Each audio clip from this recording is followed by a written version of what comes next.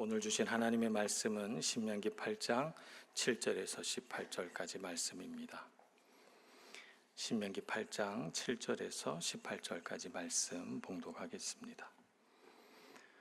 내 하나님 여호와께서 너를 아름다운 땅에 이르게 하시나니 그곳은 골짜기든지 산지든지 시내와 분천과 샘이 흐르고 밀과 보리의 소산지요 포도와 무화과와 석류와 감람나무와 꿀의 소산지라.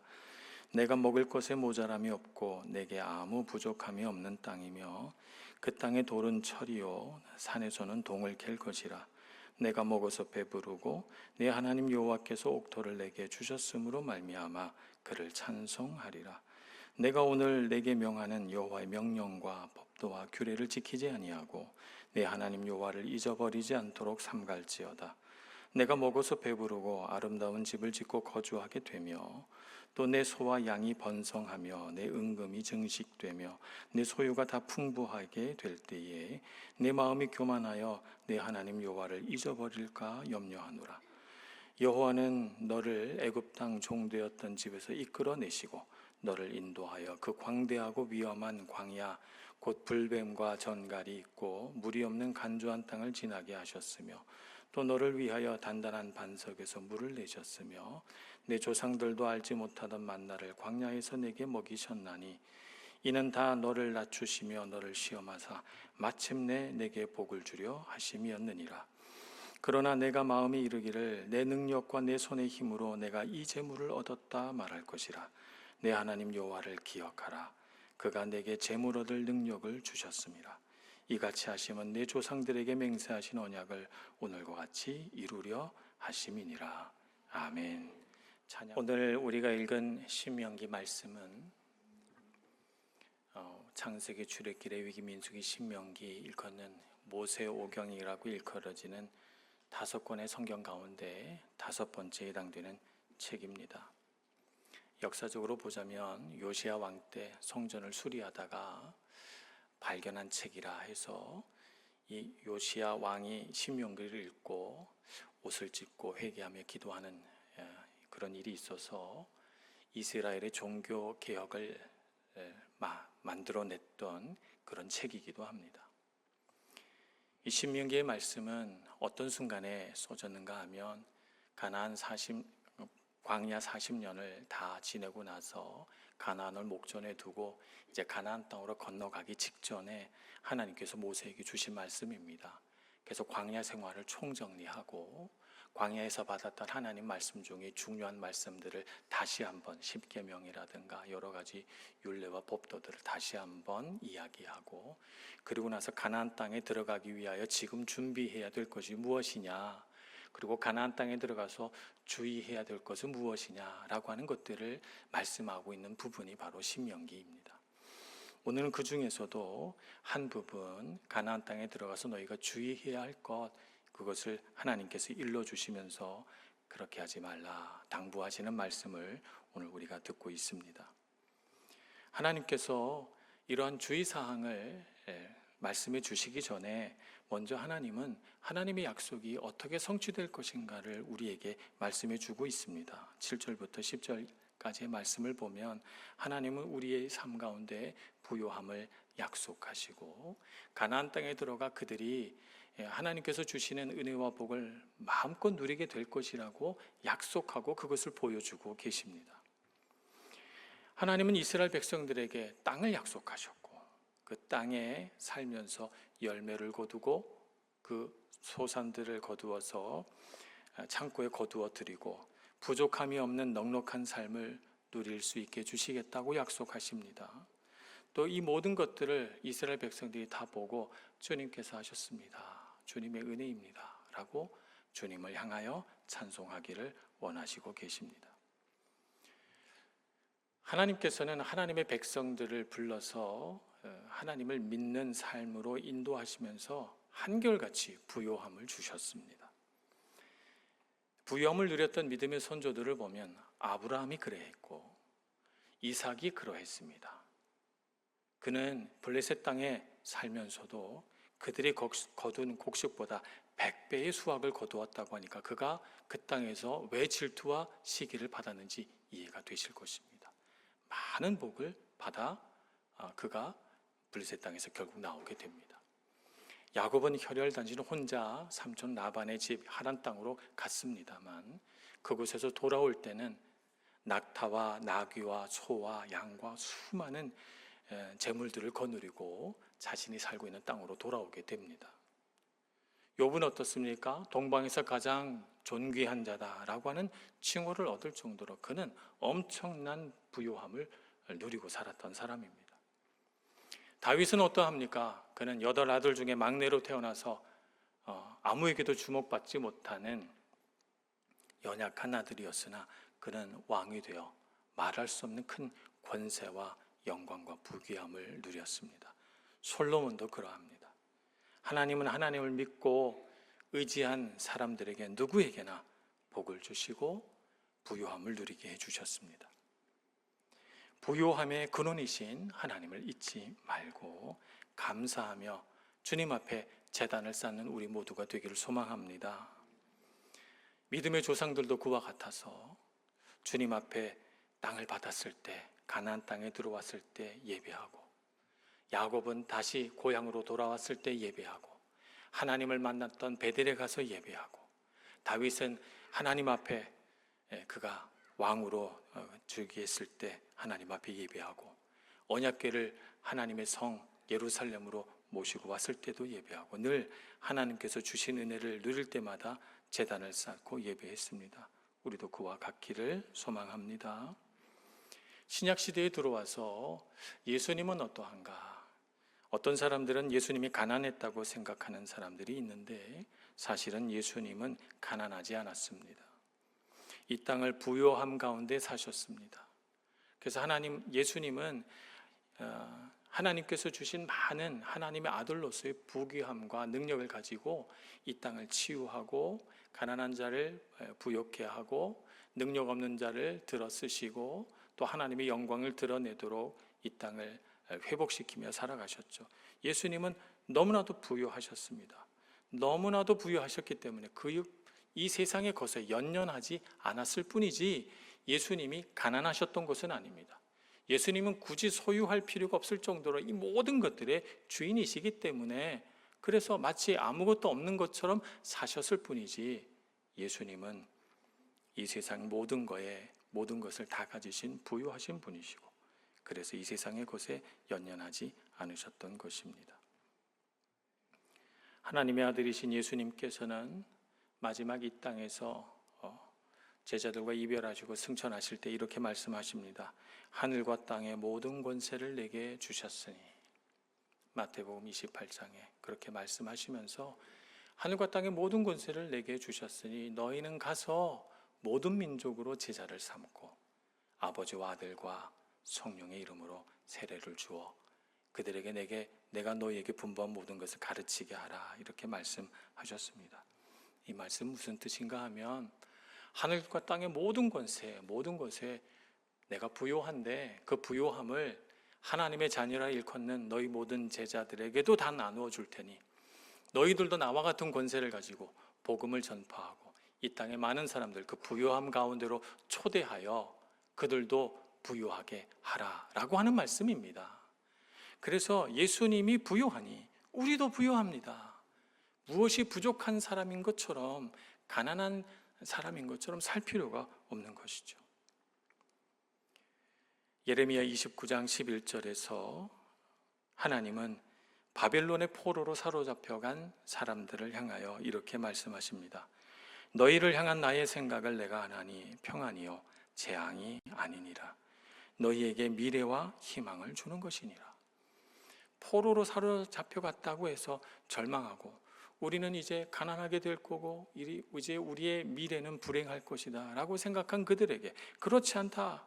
너희를 향한 나의 생각은 평안이요 재앙이 아니며 미래와 희망을 주려는 것이다 라고 말씀하면서 포로로 사로잡혀간 백성에게조차도 하나님은 부요함을 약속해 주십니다. 우리는 이러한 하나님 아버지의 마음을 알고 우리에게 약속하신 그 은혜, 그 복을 받아 누리는 부요한 하나님의 나라 백성으로 살아야 될 것입니다.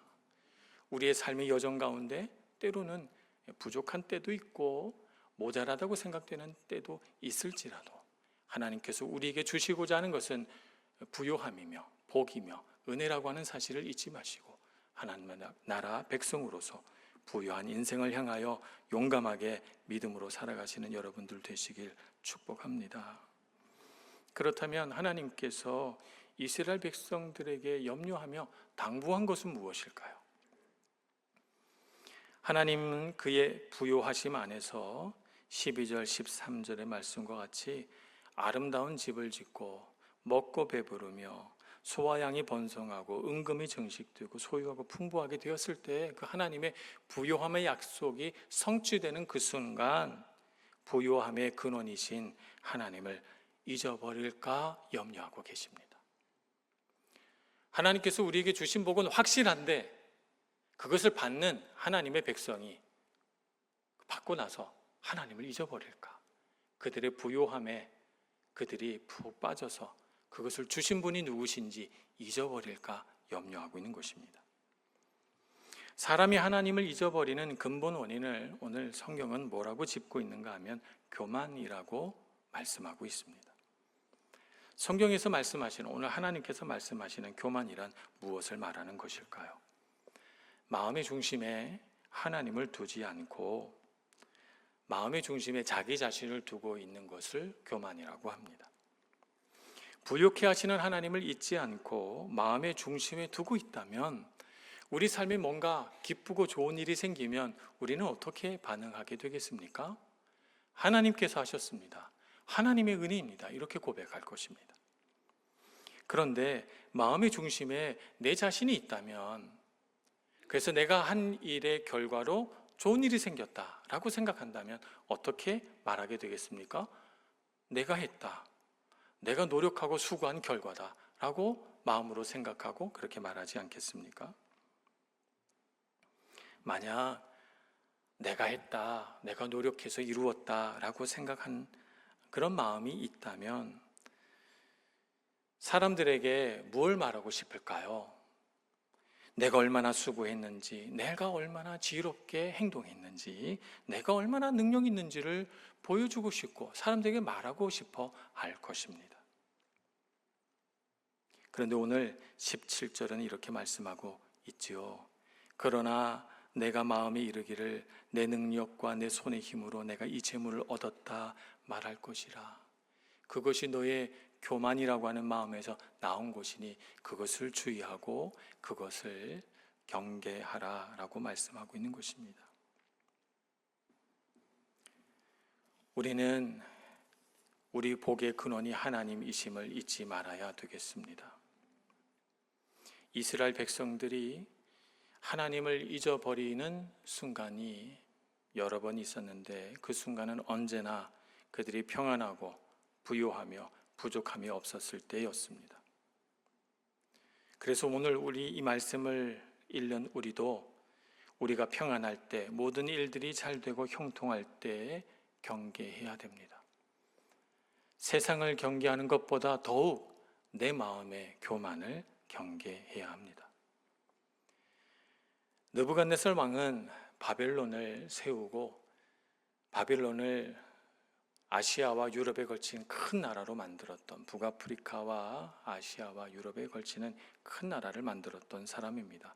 어느 날 이 왕이 왕궁 옥상을 거닐다가 자신의 왕국이 얼마나 크고 아름다운가 감탄하게 됩니다. 이 큰 바벨론은 내가 능력과 권세로 건설하여 나의 도성으로 삼고 이것으로 내 위엄의 영광을 나타낸 것이 아니냐라고 그 왕궁 옥상에서 통쾌하게 외칩니다. 내 능력이라는 것이죠. 그런데 다니엘서에서는 이 느부갓네살 왕의 말이 그 입에서 다 떨어지기도 전에 하나님의 음성이 들려왔다고 합니다. 느부갓네살 왕아, 내게 말하노니 나라의 왕위가 내게서 떠났느니라 라고 하는 음성이 들립니다. 그리고 그는 즉시 그 순간부터 정신이 나가버려서 미친 사람이 되어서 7년 동안이나 들짐승과 함께 먹고 마시고 방황하게 됩니다. 결국 느부갓네살 왕이 하나님의 주권을 인정하고 하나님 앞에 돌아오고 나서야 정신이 온전히 돌아오고 왕위를 회복하게 됩니다. 교만이란 하나님이 주신 부요함과 복을 잊게 만드는 독입니다. 마음이 교만하면 하나님께서 주신 은혜를 자신의 노력의 결과물로 바꾸어 버리며 하나님께서 받으셔야 할 영광을 자신이 받아야 할 칭찬과 명예로 바꾸어 버립니다. 하나님께서 말씀하신 대로, 하나님께서 약속하신 대로 내가 순종하여 복을 얻었다면, 좋은 결과를 받았다면 그것은 내 수고와 노력의 결과물이 아니라 하나님의 은혜와 복인 것입니다. 그것을 잊지 않고 고백할 수 있는 저와 여러분 되기를 소망합니다. 선지자 예사야는 그가 쓴 글 2장 17절에서 이렇게 말씀합니다. 그날에 자고한 자는 굴복되며 교만한 자는 낮아지고 여호와께서 홀로 높임을 받으실 것이요 라고 말씀하십니다. 하나님만 영광 받으실 주님이라고 고백하는 복의 근원이신 하나님을 잊지 않는 우리 모두가 되기를 소망합니다. 하나님께서는 이렇게 모든 복의 근원이 하나님이심을 잊지 말고 그것을 잊어버리게 만드는 교만을 경계하라고 하셨는데, 하나님은 그래서 어떤 삶의 여정 속에서도 하나님을 잊지 말라고, 기억하라고 하십니다. 하나님께서 우리에게, 또 이스라엘 백성들에게 여호와를 기억하라라고 말씀하시는 것은 하나님을 위해서 하신 말씀이 아닙니다. 하나님이 뭔가 우리에게 기억되지 않으면 손해가 나서 그래서 나를 좀 기억해다오, 이런 의미가 아닙니다. 하나님께서 여호와를 기억하라 라고 말씀하시는 것은 우리를 위해서 그렇게 말씀하시는 것입니다. 하나님은 스스로 존재하시는 분이시기 때문에 우리가 기억하든 기억하지 않든 그것에 영향을 받으시는 분이 아니시죠. 하나님께서 창조하신 모든 피조물에는 하나님의 솜씨와 그분의 능력과 그분의 선하심이 온전히 다 들어가 있어서 하나님은 그것을 바라보기만 해도 하나님의 능력과 영광이 드러나게 돼 있습니다. 굳이 우리가 하나님을 꼭 기억해야만 하나님이 영광 받으시는 것은 아닙니다. 우리에게 하나님을 기억하라 라고 말씀하신 것은 그걸 우리가 기억할 때 우리의 삶이 복되고 하나님과의 풍성한 은혜의 관계가 맺어짐으로써 하나님께서 우리를 창조하신 뜻이 성취되기 때문에, 그래서 우리를 위하여 기억하라 라고 말씀하신 것입니다. 그러면서 하나님은 오늘 본문 말씀에 이스라엘 백성이 광야를 지나가던 때를 상기시켜 주고 있습니다. 하나님을 기억하는 것과 광야는 무슨 관계가 있는 것일까요? 오늘 하나님은 광야를 이렇게 설명합니다. 광대하고 위험한 땅, 불뱀과 정갈이 있는 곳, 물이 없는 간조한 땅이라고 합니다. 광야는 무서운 곳이죠. 매일 생명이 위협받는 곳입니다. 전에 성지순례 갔을 때 이스라엘 선교사님이 말씀하신 것을 기억합니다. 한 해에도 몇 명씩 광야로 들어가 광야를 탐험하겠다는 사람들이 실종당하거나 죽임을 당하게 되는 일들이 지금도 있습니다. 광야는 정말 위험합니다. 이렇게 말합니다. 정말 위험한 곳이죠. 이 위험하고 무서운 광야를 이스라엘 백성들이 빨리 걸으면 14일 만에 통과할 수 있습니다. 14일 만에 통과할 수 있는 길을 하나님은 몇 년을 지나가게 하십니까? 40년을 지나가게 하십니다. 왜 하나님은 이 광야를 지나가게 하셨을까요? 우리 삶에 광야가 필요하기 때문입니다. 광야에서만 볼 수 있는 것들이 있습니다. 그것이 무엇인가? 그것은 하나님께서 내 삶에서 어떻게 일하시는가가 광야에서 가장 선명하게 보이기 때문입니다. 광야는 내가 끝나는 곳입니다. 내 능력이 끝나는 곳, 내 지혜가 끝나는 곳, 내 삶의 계획과 생각이 끝나는 곳이 광야입니다. 내가 아무리 발버둥 쳐도 내 계획대로 살 수 없고 내 능력으로 살아낼 수가 없는 곳이죠. 내가 끝나는 곳에서 하나님이 어떻게 일하시는가를 보는 곳이 바로 광야이죠. 그래서 광야는 하나님의 능력을 보는 곳이고 하나님의 신비를 경험하는 곳입니다.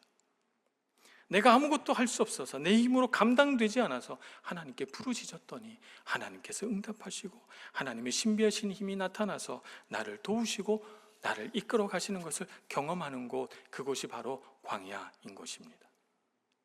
그래서 우리는 광야에서 불기둥과 구름기둥을 경험하게 되고 만나와 메추라기로 먹이시는 하나님의 놀라운 은혜를 마주치게 되는 것입니다. 이런 하나님의 신비, 하나님의 능력, 하나님의 은혜를 경험해서 우리 마음속에 결국 깨달아지는 것이 뭐냐면 하나님은 나를 소중하게 생각하시는구나. 하나님은 나를 정말 아끼고 사랑하시는구나. 나에게 무언가를 베풀 때 아낌없이 베풀고 무엇을 주든지 풍성하게 주시는 분이시구나. 그래서 나의 삶에 부족함이 없게 하시는 분이시구나 라고 하는 것을 광야에서 경험하게 되는 것입니다. 그러니 광야는 얼마나 우리 삶에 필요한 곳입니까? 다윗은 엔게디 사막에서 13년을 살았습니다. 엔게디 사막은 사해 바로 옆에 위치한 사막으로 골짜기가 깊이 파져 있고 높은 산봉우리가 있어서 지형이 험난하기로 유명한 곳입니다. 그런데 이 지형적으로 험난하고 사람이 살 수 없는 사막 같은 이 광야에 심지어 그는 사울 왕에게 쫓겨다니기까지 했습니다. 그는 이 13년의 경험을 통해서 하나님 앞에서 한없이 낮아집니다. 하나님 없이는 살 수 없습니다. 하나님이 내 생명을 구해 주시고 하나님이 나를 붙드셔서 제가 지금 살아 있습니다. 이 하나님을 13년의 광야 생활을 통해서 배우게 된 것이죠. 그래서 그가 나중에 왕이 되어서도 내가 왕이 되었다, 나에게 권세가 있고 영광이 있다라고 말하지 않는 까닭은 그에게 어마어마한 광야의 생활 경험이 있었기 때문입니다. 그것이 그의 중심을 잡고 그것이 그를 교만하지 않게 만들며 그것이 그에게 계속해서 왕의 자리에서도 은혜 받게 하는 역할을 한 것입니다. 광야에서 우리는 낮아지고 겸손하게 됩니다. 사람은 하나님 아래에 있어야 복을 받습니다. 복은 위에 계신 하나님께서 아래에 있는 우리에게로 내려보내시는 것이지 하나님 우리가 높은 자리에 앉아서 하나님의 복을 위로 끌어당기는 것이 아닙니다. 16절에 하나님께서 자신의 백성들을 광야로 인도하신 이유를 말씀하십니다. 내 조상들도 알지 못하던 만나를 광야에서 내게 먹이셨나니 이는 다 너를 낮추시며 너를 시험하사 마침내 내게 복을 주려 하심이었느니라. 광야를 지나게 하신 하나님의 목적은 복을 주려고 하시는 것입니다. 복을 주시기 전에 광야에서 무언가를 만들어 보시고자 하시는데 그것이 뭐냐면 복을 받을 만한 그릇을 만들려고 하는 것입니다. 우리 사람이 복을 받을 만한 그릇이 되게 훈련받는 곳, 그렇게 만들어지는 곳이 바로 광야인 것이죠. 겸손은 복을 받을 수 있는 그릇입니다.